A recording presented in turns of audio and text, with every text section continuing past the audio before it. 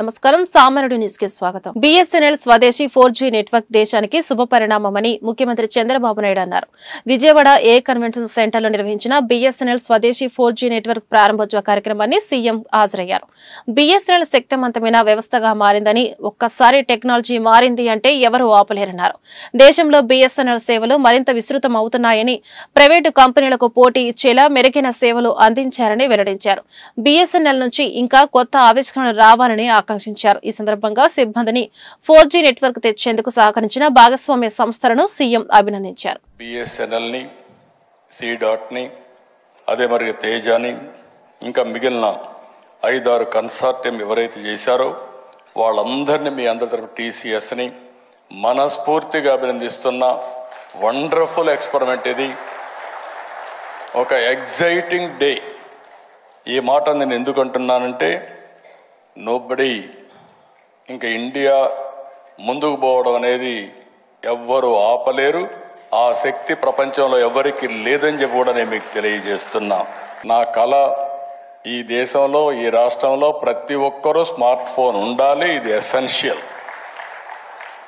ఇల్లు ఎట్లయితే అవసరమో ఏదైతే ఈ యొక్క స్మార్ట్ ఫోన్ కూడా అదే మరికి అవసరం అని చెప్పి కూడా నేను మీకు తెలియజేస్తున్నా. నేను రాబోయే రోజుల్లో ప్రూవ్ చేస్తాను. స్మార్ట్ ఫోన్ వల్ల వాళ్ళ ఆర్థిక పరిస్థితులు, జీవన ప్రమాణాలు, ఈజ్ ఆఫ్ లివింగ్ ఏ విధంగా పెరిగిందో డెమాన్స్ట్రేటివ్గా ఆంధ్రప్రదేశ్లో చేసి చూపిస్తామని చెప్పి కూడా మీ అందరికీ విజ్ఞప్తి చేస్తున్నా. ఒక్కసారి 4G వచ్చిన తర్వాత ఇంక ఏది కూడా అసాధ్యం కాదు. ఎవ్రీ 10 years ఒకసారి ఇవి మారుతూ ఉంటాయి. 2010 4G, 2020 5G, 2030 6G, ఇంకా 7, 8 ఏది కావాలన్నా మన వాళ్ళు సుజావుగా తయారు చేసే పరిస్థితి వస్తుంది. ప్రపంచానికే మనం టెక్నాలజీ అందించే రోజు వచ్చిందని చెప్పి కూడా నేను మీ అందరికీ తెలియజేసుకుంటున్నా. ఈరోజు BSNL సర్వైవ్ అయిందంటే దానికి కారణం మీరు ఎప్పటికప్పుడు అప్గ్రేడ్ చేసుకుంటున్నారు టెక్నాలజీ. రిలయన్స్ ఇన్ఫోకమ్ చేయలేకపోయారు. అందుకే అది దెబ్బతినే పరిస్థితికి వచ్చింది.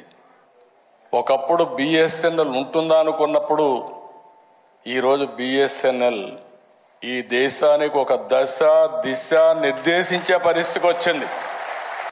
మనం అందరం కూడా ఇన్స్పైరింగ్ టైంలో ఉన్నాం.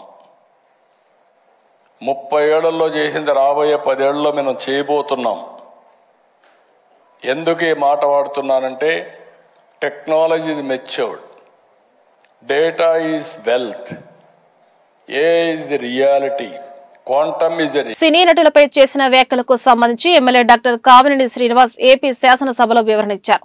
2 రోజుల క్రితం గత ప్రభుత్వ హయాంలో అప్పటి సీఎం జగన్మోహన్ రెడ్డి వద్దకు వెళ్లిన సినిమా నటులను అవమానించారంటూ తాను చేసిన వ్యాఖ్యలను ఉపసంహరించుకుంటున్నట్లు కామినేని ప్రకటించారు. ఆ వ్యాఖ్యలను అసెంబ్లీ రికార్డు నుంచి తొలగించాలని ఆయన కోరారు. దీనిపై డిప్యూటీ స్పీకర్ రఘురామకృష్ణంరాజు స్పందిస్తూ ఇది మంచి పరిణామం అంటూ వ్యాఖ్యానించారు. ఈ విషయంపై స్పీకర్ అయ్యన్న పాత్రుడితో మాట్లాడి ఆ వ్యాఖ్యలను రికార్డుల నుంచి తొలగిస్తామని చెప్పారు. కాగా కామినేని శ్రీనివాస్ చేసిన వ్యాఖ్యలపై ఆ తర్వాత హిందూపురం ఎమ్మెల్యే నందమూరి బాలకృష్ణ చేసిన కామెంట్స్ ప్రస్తుతం సోషల్ మీడియాలో రచ్చరచ్చ చేస్తున్నాయి. ఈ క్రమంలో కామినేని తన వ్యాఖ్యలను ఉపసంహరించుకొని రికార్డుల నుంచి తొలగించారని చెప్పడంతో వివాదానికి తెరపడినట్లు అయింది. ప్రస్తావించిన కొన్ని విషయాలు అపార్థాలకు దారి చేసిందనే అభిప్రాయం కలిగింది. కాబట్టి సంబంధిత విషయాలను రికార్డు నుంచి తొలగించవలసిందిగా కోరుతున్నాను.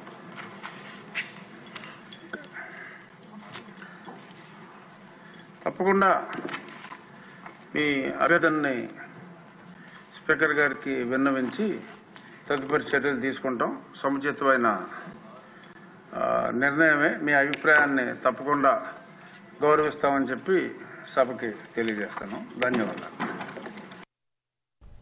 ఇంద్రకీలాద్రిపై లలిత త్రిపుర సుందరిదేవి అలంకరణలో అభయమిస్తున్న కనకదుర్గమ్మను హిందూపురం ఎమ్మెల్యే నందమూరి బాలకృష్ణ దర్శించుకున్నారు.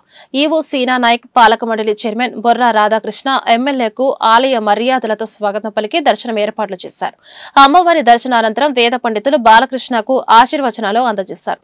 ప్రజలంతా ఆయురారోగ్యాలతో సంతోషంగా ఉండాలని అమ్మవారిని కోరుకుంటున్నట్లు ఎమ్మెల్యే బాలకృష్ణ తెలిపారు. ఆలయంలో ఏర్పాట్లన్నీ బాగున్నాయని, భక్తులంతా ప్రశాంతంగా దుర్గమ్మను దర్శించుకున్నారు దర్శించుకుంటున్నారన్నారు. దేవి శరణవరాత్రులు ప్రతి సంవత్సరం లాగా ఈ సంవత్సరం కూడా భక్తులు ఎంతో మంది తండోపతండాలుగా అమ్మవారి ఆశీస్సుల కోసం ఎంతో కఠోర దీక్షతో ఇక్కడ విచ్చేశారు. మీరంతా కూడా 11 అవతారాల్లో అమ్మవారు అంటే బాలా త్రిపుర, లేకపోతే గాయత్రి దేవి అయితేనేమి, అన్నపూర్ణం అయితేనేమి, లేకపోతే కాచాయని దేవి, అలాగే శ్రీ మహాలక్ష్మి, ఈరోజు లలిత త్రిపుర సుందరి, అలాగే శ్రీ మహాచండి, శ్రీ సరస్వతి దేవి, శ్రీ దుర్గాదేవి, మహిషాసుర మర్దిని దేవి, అలాగే శ్రీ రాజరాజేశ్వరి దేవి ఒక్కొక్క రోజు ఒక్కొక్క రూపంలో కనిపిస్తూ ఆవిడ యొక్క కరుణా కటాక్ష వీక్షణాలు ప్రసరింపజేస్తూ అందరి శ్రేయస్సు కోసం, వ్యక్తిగతంగా అయితేనేమి సమాజ శ్రేయస్సు కోసం, మరి ముఖ్యంగా ఈ యొక్క ఆలయ చైర్మన్ బొర్ర రాధాకృష్ణ గారికి, అలాగే మన ఈ యొక్క ఆలయ యొక్క ఈఓ సేనా నాయక్ గారికి, మరియు 96 మందితో ఒక కమిటీని ఏర్పాటు చేయడం జరిగింది.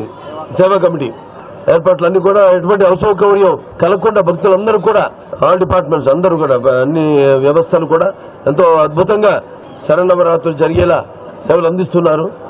సో వారందరూ కూడా అభినందనలు తెలియజేసుకుంటూ సో అమ్మవారి మరొకసారి కటాక్ష వీక్షణాలు అందరి మీద. ప్రోటోకాల్ వివాదంపై చర్చించిన అంశాలను మంత్రి పయ్యవుల కేశవ్ శాసన మండలి వివరించారు. మా స్కూలే డిఫరెంట్ స్కూల్, మా స్కూల్లో ట్రైనింగ్ డిఫరెంట్ అన్న పయ్యావుల, మీరు ఆ స్కూల్ కాదు కాబట్టి ప్రజాస్వామ్యం అంటే మీకు నవ్వులాటగా ఉంటుందని వైసీపీ సభ్యులను ఉద్దేశించి మాట్లాడారు. అత్యున్నత స్థానంలో ఉన్న చైర్మన్ స్థానాన్ని తమ ప్రభుత్వం ఎప్పుడూ గౌరవిస్తుందని, చైర్మన్ ఉద్దేశపూర్వకంగా ఇబ్బందులకు గురి చేయాలన్న ఉద్దేశం ప్రభుత్వానికి ఎప్పుడూ లేదన్నారు. చైర్మన్ సార్ నిన్న ప్లస్ ఈ రోజు ఉదయాన్నే కూడా సభాధిపతి గారికి 2-3 విషయాల్లో జరిగినటువంటి ఇబ్బందుల్ని, ప్రోటోకాల్ విషయానికి సంబంధించినటువంటి ఎల్ఓపి గారు సభ దృష్టికి తీసుకురావడం, దాని మీద ప్రొటెస్ట్ చేయడం జరిగింది అధ్యక్ష. డెఫినెట్ గా నేను మార్నింగ్ ఇన్స్టిట్యూట్ చెప్పాను, మళ్ళీ కూడా రీఇటరేట్ చేస్తాం. మా స్కూలే డిఫరెంట్ స్కూలు, మా స్కూల్లో ట్రైనింగే డిఫరెంట్. అంటే ఎస్ మీరు ఆ స్కూల్ కాదు కాబట్టి మీకు నవ్వులాటగా ఉంటుంది. ప్రజాస్వామ్యం అంటే, డెమోక్రసీ అంటే కొత్తగా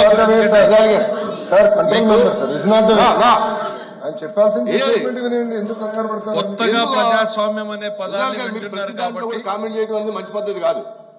అందుకే దయచేసి అత్యున్నత స్థానంలో ఉన్నటువంటి మీరు కానీ మీ చైర్కి కానీ ఏ రకమైనటువంటి ఇబ్బందులకు గురి చేయాలి అనేటువంటిది ఎక్కడా కూడా ప్రభుత్వం ఇంటెన్షన్ కాదు అనేటువంటిది ఫస్ట్ క్లియర్ చేస్తున్నా అధ్యక్ష. అన్ఇంటెన్షనల్ గా ఎక్కడైనా పొరపాట్లు ఏమైనా జరిగాయి అనేటువంటిది మా దృష్టికి తీసుకొచ్చారు. డెఫినెట్ గా దాని మీద పరిశీలన చేస్తాం, చేసి తగిన నిర్ణయం తీసుకుంటాం అనేటువంటిది మీకు మీ ద్వారా మీ మిత్రులకు కూడా తెలియజేస్తున్నారు అధ్యక్ష. ఇప్పుడు ఫైనాన్స్ మినిస్టర్ గారు, లెజిస్లేటివ్ మినిస్టర్ గారితో ప్రభుత్వం తరఫున చెప్పారు అధ్యక్ష, రిప్లై చేసుకుంటాము. అదే జరిగిందండి. నా రిక్వెస్ట్, మా సబ్మిషన్ కూడా ఇన్ ఫ్యూచర్ లో అలాంటివి జరగకుండా ఒకవేళ జరిగినప్పుడు ఆ సంబంధిత ఎవరైతే దాని బాధ్యత వాళ్ళని తెలియ తీసుకుంటే ఇంకా వ్యవస్థ కొద్దిగా స్టిమ్యులేట్ అవుతుందనేది మా అభిప్రాయం. అది దయచేసి దాన్ని పరిశీలించాలని కోరుతున్నాను. నిన్నటి నుంచి ఏదైతే అనుకున్నటువంటి సంఘటన జరిగిందో చాలా దురదృష్టకరం. నా వ్యక్తిగత ప్రోటోకాల్ విషయంలో సభ్యులందరూ కూడా ఏకాభిప్రాయంతో సమస్యను ఐడెంటిఫై చేయడం, ప్రభుత్వం కూడా ఇమీడియట్ గా రెస్పాండ్ అయ్యి సానుకూలమైనటువంటి ఆలోచనకు రావటం, నేను మీ అందరికీ ఇటు ఐడెంటిఫై చేసినటువంటి మెంబర్స్ కి సానుకూలంగా ఈ సమస్యని పరిష్కారం చేసినటువంటి ప్రభుత్వానికి కూడా నా ధన్యవాదాలు తెలియజేసుకుంటూ, ఎప్పుడు కూడా మనం వ్యవస్థను గౌరవించాలి, వ్యక్తులను గౌరవించాలి, సమాజాన్ని గౌరవించాలని చెప్పి మరి అధికారులకు కూడా నేను తెలియజేసుకుంటూ ఈ యొక్క సమస్యని ముగిస్తూ, ప్రభుత్వ మెడికల్ కళాశాలల ప్రైవేటీకరణను వ్యతిరేకిస్తూ గుంటూరు జిల్లా వైసీపీ లీగల్ సెల్ ఆధ్వర్యంలో న్యాయవాదులు నిరసన ప్రదర్శన నిర్వహించారు. స్థానిక లాడ్జీ సెంటర్ అంబేద్కర్ విగ్రహం వద్ద కూటమి ప్రభుత్వానికి వ్యతిరేకంగా న్యాయవాదులు నినాదాలు చేశారు. ఈ సందర్భంగా వైసీపీ లీగల్ సెల్ రాష్ట్ర ప్రధాన కార్యదర్శి పోలూరి వెంకటారెడ్డి, పోకల వెంకటేశ్వర్లు, వేముల ప్రసాద్, బడి మంజుల మీడియాతో మాట్లాడుతూ పేద విద్యార్థులకు వైద్య విద్యను అందించాలన్న సంకల్పంతో మాజీ ముఖ్యమంత్రి వైఎస్ జగన్మోహన్ రెడ్డి నూతనంగా 17 మెడికల్ కళాశాలల ఏర్పాటుకు కృషి చేస్తారని గుర్తు చేశారు. కూటమి ప్రభుత్వం నిధులు లేవంటూ మెడికల్ కళాశాలను పీపీపీ మోడల్లో అభివృద్ధి చేస్తామనడం దుర్మార్గమని ధ్వజమెత్తారు. ఈ విధానాన్ని వైసీపీ లీగల్ సెల్ పేదల పక్షాన తీవ్రంగా ప్రతిఘటిస్తోందని హెచ్చరించారు.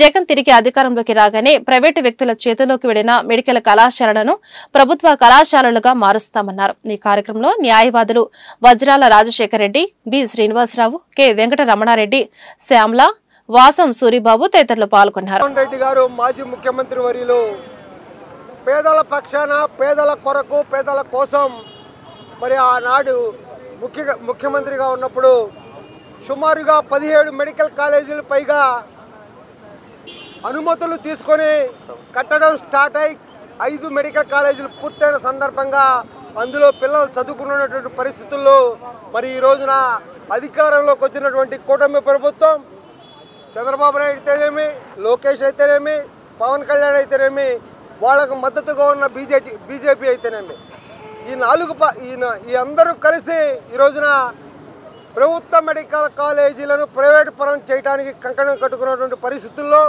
దీన్ని తీవ్రంగా గుంటూరు జిల్లా న్యాయవాదులుగా పేదల పక్షాన అండగా ఉండటం కోసం తీవ్రంగా తెలుగుదేశం పార్టీ ప్రభుత్వం తీసుకున్నటువంటి చర్యలను తీవ్రంగా ఖండిస్తూ ఉన్నాం. అంతేకాకుండా ఏదైతే పీపీపీ విధానంలో ఈ యొక్క ప్రైవేట్ మెడికల్ కాలేజీలని అమ్మదలుచుకున్నాడో చంద్రబాబు నాయుడు గారు ఏదైతే చట్టాలు చేసి అమ్ముకుంటున్నాడో అదే చట్టాలను తిరిగి మళ్ళీ రద్దు చేసి ఆ 17 ప్రభుత్వ మెడికల్ కాలేజీలుగా మార్చేదానికి రాబోయే వైఎస్ఆర్ కాంగ్రెస్ పార్టీ ప్రభుత్వం శ్రీ వైఎస్ జగన్మోహన్ రెడ్డి గారు తప్పకుండా చర్యలు తీసుకుంటారని చెప్పి ఈ సందర్భంగా కూటమి ప్రభుత్వాన్ని హెచ్చరిస్తా ఉన్నాం. ఎవరైతే ప్రైవేటు వ్యక్తులు మెడికల్ కాలేజీలకు ఈరోజు ముఖ్యంగా కూటమి ప్రభుత్వం పేద వర్గాలకు, దళిత వర్గాలకు మెడికల్ విద్య అనేది ఈరోజు అందుబాటులో లేని వ్యవహారం. ఈరోజు మెడికల్ సీట్ కావాలంటే మెరిట్లో ఆ సీట్ వస్తే పేద విద్యార్థులు చదువుకోగలరు. కానీ బి కేటగిరీ, సి కేటగిరీలో చదువుకోవాలంటే కొన్ని కోట్ల రూపాయలు ఖర్చు అయ్యాయి ఈ మెడికల్ విద్యను. ఆ రోజు జగన్మోహన్ రెడ్డి గారు పేద విద్యార్థులు ప్రతి కుటుంబం నుంచి ఒక డాక్టర్ ఉండాలి, ఆ ఉంటేనే పేద వర్గాలు, పేదలకు కూడా మంచి జరిగిద్దని 17 మెడికల్ కాలేజీలు ఒకేసారి ప్రభుత్వం, కేంద్ర ప్రభుత్వం నుంచి అనుమతి తీసుకొచ్చి వాటిల్లో 5 కాలేజీలను పూర్తి చేసి అట్లా విద్యార్థులు కూడా చదువుకుంటున్నారు. అసలు కాలేజీలను ఈరోజు అప్పలంగా ప్రైవేటు వ్యక్తులకు కట్టబెట్టే ప్రయత్నం ఈ కూటమి ప్రభుత్వం చేస్తుంది. ఇది పూర్తిగా పేదలకు వ్యతిరేకం. పేద విద్యార్థులకు ఆరోగ్యాన్ని దూరం చేయటమే. ఈరోజు ఆరోగ్యశ్రీని గుడ్డుపరుస్తున్నారు. ప్రభుత్వ మెడికల్ కాలేజీలను కూడా ప్రైవేటీకరణ చేస్తున్నారు. పీపీపీ అనే విధానాన్ని తెచ్చి మొత్తం కూడా బహు దోషకరమైన ప్రభుత్వం ఈ కూటమి ప్రభుత్వం. ఈ భారతదేశానికి భారత రాజ్యాంగం అందించినటువంటి బాబాసాహెబ్ అంబేద్కర్ గారు పేదలకు విద్యా వైద్యాన్ని ఉచితం చేయండి అని చెప్పేసి భారత రాజ్యాంగంలో వాటి కొరకు పొందుపరిచి వాటికి ప్రత్యేకమైన రాయితీలు ఇస్తే ఈ కూటమి ప్రభుత్వం వచ్చి వైద్య కళాశాలలు కూడా ప్రైవేటు కళాశాలకి లీజులకు ఇచ్చి ప్రైవేటు పరంగా వాటిని అమ్మడానికి ప్రయత్నం చేస్తూ ఉంది. మేము వైఎస్ఆర్సీపీ లీగల్ తరఫు నుంచి ఒకటే మేము కోరుతా ఉన్నాం, విద్యను కానీ వైద్యాన్ని కానీ అమ్ముకోమని ఎవడు చెప్పాడు? నీకు ఎవడి అధికారం ఇచ్చాడు? విద్యను అమ్ముకునే అధికారం మెడికల్ కాలేజీలకి అమ్మడానికి నీకు ఎవడిచ్చాడు అధికారం తెలియజేస్తా ఉన్నాం. చంద్రబాబు నాయుడు, పీకే, పవన్ కళ్యాణ్ మీ అందరికీ మేము హెచ్చరిస్తా ఉన్నాం. లీగల్ సెల్ ప్రభుత్వ మెడికల్ కళాశాలని ప్రైవేట్ పరం చేయడానికి నిరసనగా మేము నిరసిస్తూ అక్కడి నుంచి ర్యాలీగా వచ్చి డాక్టర్ బిఆర్ అంబేద్కర్ గారికి ఈ వినతి పత్రాన్ని అందజేశాము. నందమూరి బాలకృష్ణ సినిమాలో హీరో, అసెంబ్లీలో జీరో అని వైసీపీ నాయకులు మోదుగుల వేణుగోపాల్ రెడ్డి ఎద్దేవా చేశారు. ఆయనకు ఎన్టీఆర్ జన్మనిస్తే మహానేత వైఎస్ రాజశేఖర రెడ్డి పునర్జన్మ ఇచ్చారని గుర్తు చేశారు. వైఎస్ జగన్మోహన్ రెడ్డిని నిందించిన బాలకృష్ణను డిజిటల్ బుక్ లో మొదటి పేరుగా నమోదు చేసినట్లు ప్రకటించారు. శనివారం గుంటూరు జిల్లా వైసీపీ కార్యాలయంలో డిజిటల్ బుక్ ను ఆ పార్టీ నాయకులు మోదుగుల వేణుగోపాల్ రెడ్డి, పోతిన మహేష్, అంబటి మురళీకృష్ణ, అన్నాబత్తిన శివకుమార్, డైమండ్ బాబు, నిమ్మకాయల రాజానారాయణ ప్రారంభించారు. రాజకీయ వేధింపులకు గురైన కార్యకర్తలకు డిజిటల్ బుక్ అండగా ఉంటుందని ప్రకటించారు. జగన్ మారారని, ప్రజలు ఎంత ముఖ్యమో పార్టీ కూడా అంతే ముఖ్యమని భావిస్తున్నారని వివరించారు. ముఖ్యంగా నిన్న మరి బాలకృష్ణ గారు అసెంబ్లీ వేదికగా మాట్లాడినటువంటి తీరు చూస్తూ ఉంటే నిజంగా ఎన్టీ రామారావు గారు బతుకుంటే చాలా బాధపడేవాడు. ఇటువంటి బిడ్డను నేను మరి శాసనసభకు పంపించానా, ఇటువంటి బాధాకరమైన సంఘటన. Because the language, the etiquette, the dress, ఎంత భారతదేశంలో పార్లమెంటులో ఉన్నటువంటి చూసి ప్రపంచ దేశాలు గౌరవపడుతుంది. The language. ఈరోజు ఆంధ్రప్రదేశ్ అసెంబ్లీకి వెళ్ళాలంటే కూడా భయం వేస్తాం. సో అందుకని ముఖ్యంగా మాజీ పార్లమెంట్ సభ్యుడిగా బాలకృష్ణ గారు చేసినటువంటి and moreover Jaganmohan himself it is నేను బాలకృష్ణ అభిమాని అన్నాడు. అంటే నేను అంటే ఏంటంటే నిన్ను తెర మీద అభిమానివా, పైగా నీకు సర్టిఫికెట్ కూడా ఉంది. ఇవాళ నువ్వు మాట్లాడింది నువ్వు ఒకసారి చూసుకోండి బాలకృష్ణ గారు. ఎందుకంటే చిరంజీవి గారు చాలా హుందాగా ప్రవర్తించారు, ఎంతో చాలా చక్కగా మాట్లాడారు. అండ్ మరో పేరు నాని కూడా యథార్థాలని ఈరోజు ప్రజలకు తెలియజెప్పారు. ఏంది ఆ కళ్ళజొట్టు నెత్తిమే పెట్టుకోవటం ఏంటి, జవుల చేతిలో పెట్టుకోవటం ఏంటి, పై గుండి పొదేయటం ఏంటి? ఎటుపోతుంది ఈ సమాజం? నేనంటే మైగా చంద్రబాబు నాయుడు గారు బాలకృష్ణ గారు చెప్పాల్సిన బాధ్యత మర్చిపోయి ఆయన ఆస్వాదిస్తూ ఉంటాం. డిప్యూటీ స్పీకర్ గారు రఘురామకృష్ణరాజు గారు భలే మాట్లాడారు పొగడతాం. అది అసెంబ్లీనా నేను జరిగింది? అందుకని ఏ పార్టీ అయినా కానీ రాబోయే రోజుల్లో ఇటువంటి బాలకృష్ణని ఏ రాజకీయం కూడా ఎవరు కూడా దీన్ని ఆస్వాదించరు. ముఖ్య కంఠంతో మా పార్టీ తరఫున కాదు, తెలుగు సినిమా ఇండస్ట్రీలో ఉన్నటువంటి అందరూ ఆయన్ని నిరోధించాల్సిన బాధ్యత అందరు హీరోలకు ఉంది. ఎందుకంటే జగన్మోహన్ వెల్కమ్ అంటున్నాడు, ఏమి ఇవ్వలేదు, ఎవరు రానిలేదు, వాళ్ళు రానిలేదు అంటే మీరు ఎప్పుడైనా ఒక ఇండస్ట్రీ గురించి జగన్మోహన్ రెడ్డి గారు మనోడు కాదనే భావన మీలో ఉంది. కానీ జగన్మోహన్ రెడ్డి గారు ఇండస్ట్రీ బాగుపడాలి, వైజాగ్లో ఎంత పుస్తకాలు ఇస్తున్నాడు.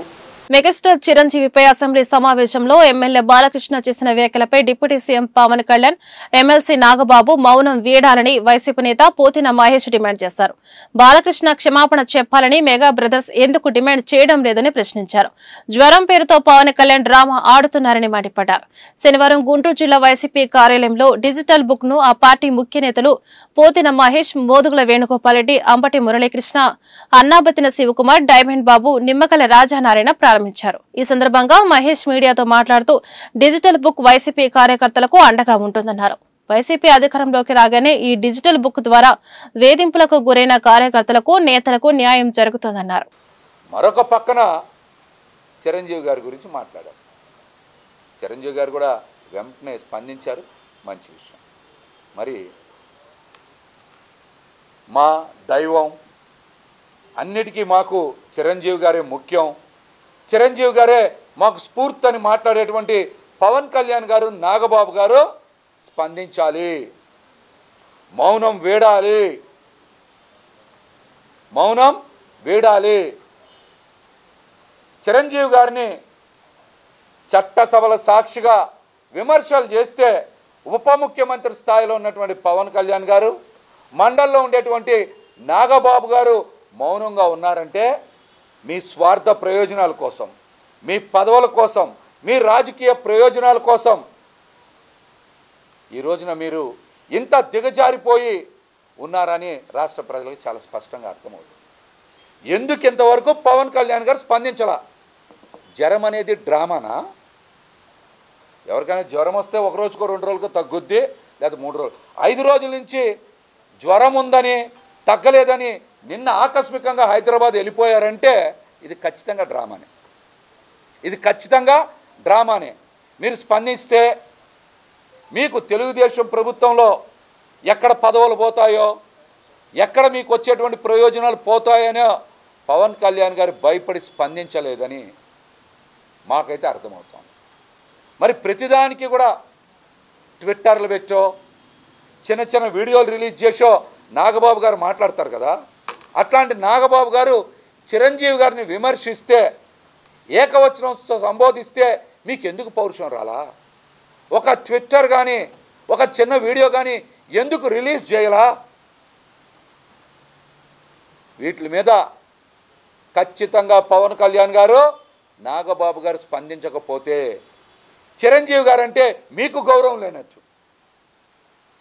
మీకు గౌరవం లేనట్టని ఈ రోజున చాలా మంది మాట్లాడుతున్నారు. వైసీపీ డిజిటల్ బుక్ అంటేనే ఆన్ అఫీషియల్ ఎఫ్ఐఆర్ అని వైసీపీ నేత అంబటి మురళీకృష్ణ వ్యాఖ్యానించారు. పొన్నూరు నియోజకవర్గంలో తనకు జరిగిన అన్యాయాలను, తన వ్యాపార సంస్థను ఇబ్బందులకు గురిచేసిన వైనాన్ని డిజిటల్ బుక్ లో నమోదు చేస్తున్నట్లు ప్రకటించారు. ఒక పథకం ప్రకారమే మెగాస్టార్ చిరంజీవిపై అసెంబ్లీలో బాలకృష్ణ వ్యాఖ్యలు చేశారని ఆరోపించారు. ఈ వ్యాఖ్యలను మెగా బ్రదర్స్ ఖండించకపోతే కాపు జాతి చరిత్రలో దోషులుగా మిగిలిపోతారని హెచ్చరించారు. శనివారం గుంటూరు జిల్లా వైసీపీ కార్యాలయంలో వైఎస్ జగన్మోహన్ రెడ్డి తీసుకొచ్చిన డిజిటల్ బుక్ ను వైసీపీ నేతలతో కలిసి ఆయన ప్రారంభించారు. ఈ సందర్భంగా అంబటి మురళీకృష్ణ మీడియాతో మాట్లాడుతూ చిరంజీవి పైన అనుచిత వ్యాఖ్యలు చేస్తే కాపు సంఘం నాయకునిగా సహించేది లేదని బాలకృష్ణను హెచ్చరించారు. ఈ విషయంలో బాలకృష్ణ చిరంజీవికి క్షమాపణ చెప్పాల్సిందేనని డిమాండ్ చేశారు. ఈ డిజిటల్ బుక్ లో పొన్నూరు సమన్వయకర్తగా నష్టపోయిన వ్యక్తుల్లో నేను కూడా ఒకడిని. ఎందుకంటే నా వ్యాపార సంస్థ మీద ధూళిపాళ నరేంద్ర కక్షగట్టి తప్పుడు నోటీసులు ఇప్పించి తాత్కాలికంగా పని ఆపినప్పటికీ హైకోర్టు నుంచి క్లియర్ డైరెక్షన్ తెచ్చుకొని దీనికి ప్రారంభించడం జరిగింది. దానిలో ఏ అధికారులైతే ప్రభుత్వానికి లొంగి ఇలా దాసోహం చేసి అన్యాయంగా ప్రజలకు సంబంధించినటువంటి ప్రాజెక్టును ఆపారో వారిని మొదట నేను నమోదు చేయదలుచుకున్నాను. అంతేకాకుండా ఈ ప్రభుత్వం వచ్చిన తర్వాత పొన్నూరు నియోజకవర్గంలో అనేక అరాచకాలు జరిగాయి. అనేక మంది వ్యాపార సంస్థలు ధూళిపాళ నరేంద్ర ప్రమేయంతో మూసివేయడం జరిగింది. అనేక క్రిమినల్ కేసులు పెట్టడం జరిగింది. నా మీద ఇప్పటికీ 9 కేసులు పెట్టడం జరిగింది. నిన్నగాక మొన్న మరొక నోటీస్ ఇవ్వడం జరిగింది. ఇది ఏంటయ్యా అంటే ఒక ఎస్టీ మహిళ ఒక ఎస్సీని పెళ్లి చేసుకుని ఆమెను టీజ్ చేస్తున్నాడని ఆమె కేసు పెడితే తీసుకోకుండా అతను పాలరాజు అనే అతను భర్త ధూళిపాళ నరేంద్ర దగ్గర కుక్కలు పెంచడానికి ఉండే ఒక సర్వెంట్ అతని మీద కేసు పెడితే నేను అతనికి న్యాయం చేయమని నేను పత్రికాముఖంగా అడిగితే గుంటూరు వన్ టౌన్ లోని యాదవ బజార్లో గల సచివాలయంలో జరిగిన సూపర్ జీఎస్టీ సూపర్ సేవింగ్స్ కార్యక్రమానికి కలెక్టర్ తమీం అన్సారియాతో కలిసి గ్రామీణ అభివృద్ధి కమ్యూనికేషన్ శాఖ కేంద్ర సహాయ మంత్రి డాక్టర్ పెమ్మసాని చంద్రశేఖర్ శనివారం ముఖ్య అతిథిగా పాల్గొన్నారు. ఈ కార్యక్రమంలో ముందుగా ఆ ప్రాంతాల్లో పర్యటించిన పెమ్మసాని స్థానిక వ్యాపారులను, కుటుంబ అఖిలను కలుసుకుని ఎన్డీఏ ప్రభుత్వం పేద మధ్యతరగతి వర్గాలకు గిఫ్ట్లుగా అందించిన జీఎస్టీ తగ్గింపు అంశంపై వారి అభిప్రాయాలను అడిగి తెలుసుకున్నారు. ప్రభుత్వాలు ఎన్ని పథకాలు ప్రవేశపెట్టినా సరే ప్రజలు వాటిపై అవగాహన కలిగి ఉండకపోతే సంక్షేమ ఫలాలు ప్రజల వరకు చేరలేవని, వాటిపై ప్రజలకు పూర్తి అవగాహన కల్పించే బాధ్యత అధికారులు కూడా తీసుకోవాలని ఈ పర్యటనలో భాగంగా వారు సూచించారు. ఈ సందర్భంగా వారు మాట్లాడుతూ నరేంద్ర మోడీ ప్రధాని కాకముందు కూడా ఈ దేశంలో రకరకాల పన్నులు విధించబడుతున్నాయని చెప్పారు. ఆ ట్యాక్సులు ఎందుకు వేస్తున్నారో, ఎలా వేస్తున్నారో, ఎందుకు చార్జ్ చేస్తున్నారో కూడా ఎవరికీ తెలియదన్నారు. ఆ పరిస్థితుల్లో మార్పు తీసుకువచ్చి అన్ని పనులను ఒకే తాటిపైకి తీసుకువస్తూ జీఎస్టీగా మార్పు చేశారని తెలిపారు. పేద మధ్యతరగతి వర్గాలకు కూడా అందుబాటులోకి రావనే విధంగా జీఎస్టీలో కొంత తగ్గింపు విధించారని చెప్పారు. దీనివల్ల కేంద్ర రాష్ట్ర ప్రభుత్వాల ఆదాయం 8,000 కోట్లు తగ్గబోతుందన్నారు. మీరు క్యాష్ ద్వారా కొనుగోలు చేస్తే మాత్రం కొందరు వ్యాపారులు అవకతవకలు చేసే అవకాశం ఉంటుందన్నారు. ఈ కార్యక్రమంలో AP industrial corporation chairman Degala Prabhakar, GMC mayor Kovelamudi Ravindrababu, joint collector Ashutosh Srivastava, Guntur ఉమ్మడి జిల్లా జనసేన పార్టీ అధ్యక్షులు గాది వెంకటేశ్వరరావు, డిప్యూటీ మేయర్ షేక్ సజ్రా తదితరులు పాల్గొన్నారు. 50% క్యాష్ ఉంటే 50% ట్యాక్స్ ఉండేది. దీంతో గవర్నమెంట్ శాలరీస్ పే చేయాలి, దేశానికి ఆదాయం కావాలి కాబట్టి జిఎస్టీ కొంచెం ఎక్కువ ఉండేది ట్యాక్స్. అయితే క్రమేణా డిజిటల్ పేమెంట్స్ పెరగటం, దేశానికి ఆదాయం పెరగటం వల్ల జిఎస్టీ కలెక్షన్స్ కూడా విపరీతంగా పెరిగినాయి. దీనితోటి ఈ బాధలు పేద మధ్య తరగతి వాళ్ళకి ఈ అభివృద్ధి ఫలాలు అందాలి అనేటువంటి ఉద్దేశంతో ఈ రోజున జిఎస్టీ మొత్తాన్ని కూడా బాగా తగ్గించారు. అయితే ఈ తగ్గించే విధానంలో రాష్ట్రాలు కొంత నష్టపోతాయి. ఇప్పుడు ఆంధ్రప్రదేశ్ తీసుకుంటే ఆంధ్రప్రదేశ్ రాష్ట్రానికి వచ్చే ఆదాయం 8,000 కోట్ల రూపాయలు తగ్గబోతా ఉంది దీనివల్ల. అయితే ఎన్నో సంక్షేమ పథకాలు ఇస్తా ఉన్నారు ఈరోజు నారా చంద్రబాబు నాయుడు గారు. మీరు చూస్తా ఉన్నారు, స్త్రీ శక్తి దగ్గర నుంచి తల్లికి వందనం దగ్గర నుంచి రైతులకు పింఛన్లు, ఈ విధంగా ఎక్కడా లేని విధంగా 60,000 కోట్ల రూపాయలు వార్షిక బడ్జెట్, సంవత్సరానికి 60,000 కోట్ల రూపాయలు ఈరోజు సంక్షేమ పథకాల ద్వారా వెళ్తా ఉన్నాయి. దీనితో పాటు 8,000 కోట్ల ఆదాయం తగ్గితే రాష్ట్రంపై విపరీతమైన భారం పడుతుంది. అయినప్పటికీ కూడా చంద్రబాబు నాయుడు గారు కానీ పవన్ కళ్యాణ్ గారు కానీ ఒక దేశ ఉన్నతి కోసం ప్రధానమంత్రి గారు ఏ విధమైనటువంటి సంస్కరణలు తీసుకొస్తున్నారో వారికి పూర్తిగా ఆంధ్ర రాష్ట్రం నుంచి సహాయ సహకారాలు అందించాలి అనేటువంటి ఉద్దేశంతో ఇంత నష్టమైనా కూడా జిఎస్టీ కౌన్సిల్లో వారికి ఎలా ఉంది అన్నది కూడా కనుక్కోవడం జరిగింది. ఇక్కడ ఉన్న మహిళల కోసం ఈ ప్రోగ్రామ్ ని స్టార్ట్ చేస్తున్నప్పుడు మన జిల్లాలో ఈ రోజు స్టార్ట్ చేస్తున్నాము. ఎందుకు మహిళలతో పాటు ఈ ప్రోగ్రామ్ ని స్టార్ట్ చేస్తున్నామంటే, మీరు ఏ సేవింగ్స్ అయినా you are the finance minister of your, మీ ఇంటికి మీరే ఫైనాన్స్ మినిస్టర్. సో దానికోసమే మీకు ఈ అవగాహన వస్తే మీ ప్రతి ఒక్కరు కూడా జిఎస్టీ ఛాంపియన్ గా అవుతారు. మీరు దీని గురించి మిగతా అందరికీ కూడా తెలియజేయాలి అన్న ఉద్దేశంతో మీతో ఈ కార్యక్రమాన్ని మనం స్టార్ట్ చేసి ఉన్నాము. ఏ ప్రోగ్రామ్ అయితే కూడా మహిళలతో మనం స్టార్ట్ చేస్తే మనం రీచ్ కూడా బాగుంది అన్న ఉద్దేశంతో మన జిల్లాలో మీతో ఈ ప్రోగ్రామ్ ని స్టార్ట్ చేసి ఉన్నాము. సో మనం ఏదైతే జిల్లా యంత్రాంగం తరఫున మనం ఏర్పాటు చేస్తున్న ఈ ప్రోగ్రామ్ మీరు అందరూ కూడా భాగస్వామ్యం చేయాలి. అదేవిధంగా దీంట్లో అందరు ప్రజాప్రతినిధులు, ఎన్జిఓస్, వివిధ ట్రేడ్ ఆర్గనైజేషన్స్ అందరూ కూడా చాలా యాక్టివ్ గా పార్టిసిపేట్ చేస్తున్నారు. అలాగే మీరందరూ కూడా దీని గురించి తెలుసుకుని జొమాటో కార్మికులు తమ సమస్యల పరిష్కారం కోసం శనివారం నిర్వహించిన సమ్మె విజయవంతమైందని all India gig workers union గౌరవ అధ్యక్షులు బి ముత్యాలరావు తెలిపారు. జొమాటో యాజమాన్య ప్రతినిధులు కార్మికుల సమస్యల పరిష్కారం దిశగా ఆలోచించకుండా కార్మికుల మధ్య గొడవలు సృష్టించే ప్రయత్నం చేస్తున్నారని ఆరోపించారు. శాంతియుతంగా సమ్మె చేస్తున్న కార్మికులను రెచ్చగొట్టే ప్రయత్నం చేస్తే సహించేది లేదన్నారు. కార్మికులు తమ సమస్యల పరిష్కారానికి గత జూన్లో 5 రోజుల పాటు సమ్మె చేస్తారని, ఆ సందర్భంగా కార్మిక శాఖ అధికారుల వద్ద జరిగిన చర్చల మేరకు జొమాటో యాజమాన్యం ఇచ్చిన హామీలను తుంగలో తొక్కిందని మండిపడ్డారు. ఈ సందర్భంగా జొమాటో కార్మికులు గుంటూరు జిల్లా కలెక్టరేట్ వద్ద నిరసన ప్రదర్శన నిర్వహించారు. జొమాటో కార్మికులు తమ సమస్యల పరిష్కారం కోసం ప్రతి శని ఆదివారాల్లో సమ్మె చేయాలని చెప్పేసి నిర్ణయించడం జరిగింది. దానిలో భాగంగా ఈరోజు శనివారం జిల్లా కలెక్టర్ గారి కార్యాలయం వద్ద నిరసన తెలియజేసి కలెక్టర్ గారికి వినతి పత్రం ఇవ్వడం జరుగుతుంది. ప్రధానంగా గత జూన్ నెలలో జొమాటో కార్మికులు 5 రోజుల సమ్మె సందర్భంగా జొమాటో కంపెనీ ప్రతినిధులు కార్మిక శాఖ అధికారుల వద్ద వచ్చి చర్చలు జరిపిన సందర్భంగా సంవత్సరం మొత్తం కార్మికులందరికీ 375 రూపాయలు ఇన్సెంటివ్ ఇస్తామని చెప్పేసి హామీ ఇచ్చారు. దీంతో పాటు అప్పటికి ఉన్నటువంటి పేఅవుట్లు తగ్గించమని చెప్పేసి హామీ ఇవ్వడం జరిగింది. అప్పటికే కొనసాగుతున్నటువంటి 3 ఆర్డర్స్ స్లాబ్స్ ఏవైతే ఉన్నాయో ఈ ఆర్డర్ స్లాబ్లు 3ంటిని కొనసాగిస్తామని చెప్పేసి హామీ ఇచ్చారు.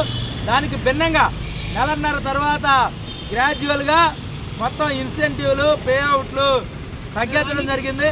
స్లాబులు కూడా 3 స్లాబుల్ని 2 స్లాబులకి మార్చి కార్మికుల్ని ఇబ్బంది పెట్టే విధంగా విధానాలు తీసుకొచ్చినటువంటి పరిస్థితి ఉంది.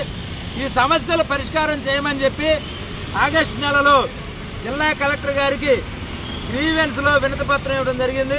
ఆ సందర్భంగా కార్మిక శాఖ అధికారుల దగ్గర చర్చలకు వచ్చినటువంటి యాజమాన్యం ప్రతినిధులు సమస్యలు పరిష్కరించే దిశగా ఆలోచించకుండా మొండిగా వ్యవహరిస్తున్నటువంటి పరిస్థితి ఉంది.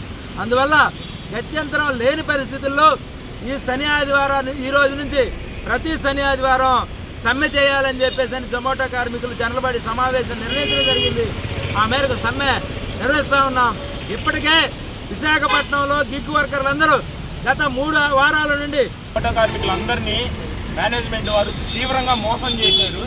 లాస్ట్ టైం జరిగిన మీటింగ్లో మాకు లేబర్ ఆఫీస్లో మాకు కొన్ని హామీలు ఇచ్చారు, వాటిని కొనసాగిస్తామని చెప్పారు. కానీ 1.5 నెల తర్వాత ప్రతి దాన్ని మార్చేసి వాళ్ళ ఇష్టానికి పేఅవుట్లు తగ్గించేసి ఇన్సెంటివ్లు తగ్గించేసి ప్రతి ఒక్క రైడర్ని ఎంతో బాధకి గురి చేస్తున్నారు వాళ్ళు.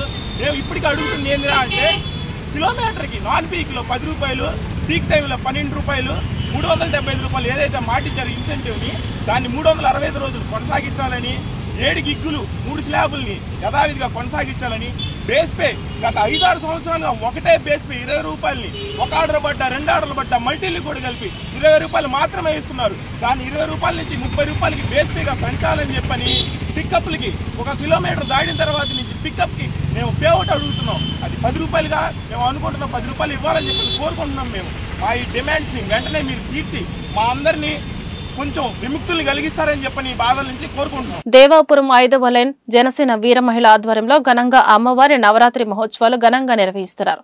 ఇందులో భాగంగా ఈ రోజు మహాలక్ష్మి అవతారంతో భక్తులకు దర్శనమిచ్చారు. వీర మహిళ దివి అలివేలమ్మ మాట్లాడుతూ జనసేన వీర మహిళ ఆధ్వర్యంలో దేవి నవరాత్రులు ఘనంగా జరుపుకుంటూ ఈ 9 రోజులలో అమ్మవారిని వివిధ రూపాలలో పూజించుకోవడం ఎంతో ఆనందంగా ఉందన్నారు. ఈ రోజు శ్రీ హరి కోలాట బృందంచే కోలాటాల కార్యక్రమం నిర్వహించమన్నారు. అక్టోబర్ 4వ తారీఖున రంగరంగ వైభవంగా మేళ తాళాలతో ఊరేగించి నిమజ్జనం చేస్తామని అన్నారు. ఈ కార్యక్రమంలో భక్తులందరూ పాల్గొనాలని కోరారు. ఈ కార్యక్రమంలో సాధనల రాధ, దివి పద్మ, తిరుపతమ్మ, సరోజ కనతం, ధనలక్ష్మి, బర్మ రాజలక్ష్మి, నాగలక్ష్మి తదితరులు పాల్గొన్నారు.